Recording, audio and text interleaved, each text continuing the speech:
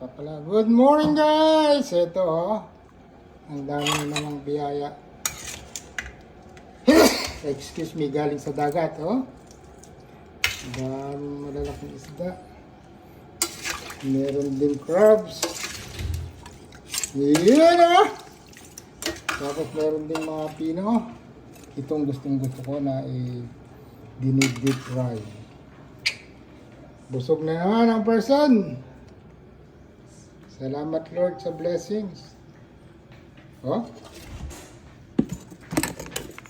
Sarap na inihaw ito. Meron sa tayo ihawan darling, Dami.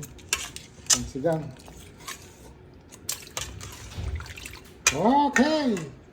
Mamaya i-update ko kayo kung anong luto ang nagawa rito sa mga isda na to para amusalan.